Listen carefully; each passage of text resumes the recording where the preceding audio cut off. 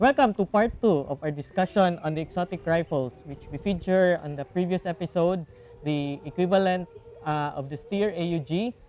And right now, we're gonna be talking about the next exotic rifle, which is the Tavor rifle. Tyron? Okay. What we have here now is an example of the cutting edge of military firearms technology. This is called the TAR-21, no? TAR-21 Tavor.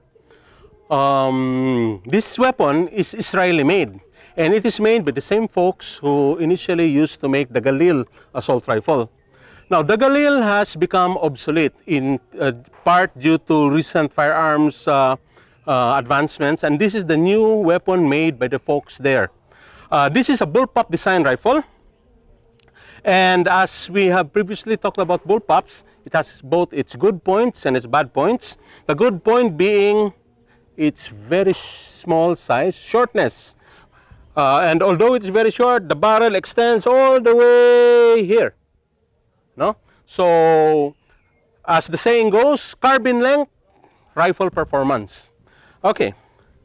In this particular instance, we have the version of the Tavor called the CTAR-21, otherwise known as the compact TAR-21.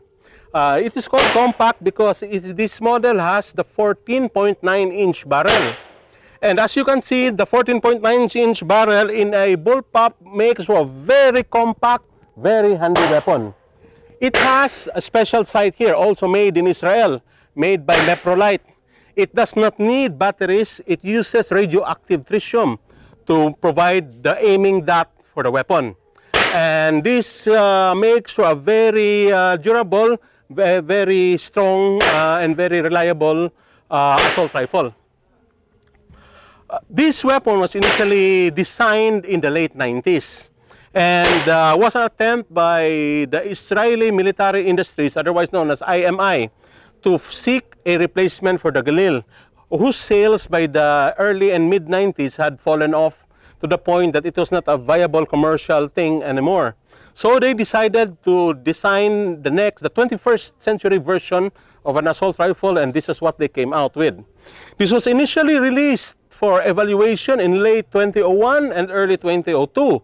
However, it did not immediately gain acceptance due to the fact of its bullpup design, which put off many veteran and old-time shooters. However, as more and more shooters over the years came to appreciate the bullpup design, by repeated attempts by IMI to get the Israeli Defense Forces, or IDF, to adopt this weapon, resulted in, by August 2006, one of the most elite brigades in the Israeli army, the Givati Brigade, adopted this as their standard weapon. That was in August 2006. It is expected by August 2010, the whole IDF will be armed with this. And and while they are still using M16s now, the M16s will be relegated to second-class status.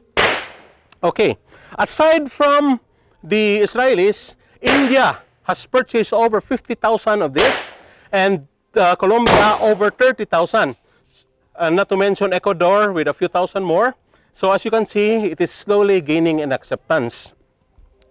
It has all the faults of the bullpup design and also all of the benefits. The benefits mainly being its shortness, and the faults being mainly that the magazine changes, balance, and firing mechanism is right by your cheek. Weight of the weapon is basically in the rear. So if you hold it, it has a tendency to go down. Not like your standard assault weapon here, an M4. The balance is right between your hands, both hands. Now the balance is here. It makes for more comfortable use. However, in this case, it is just a situation of trying to get used to it. Because those who have never tried using this and go to assault rifles directly using bullpups find it no difficulty at all.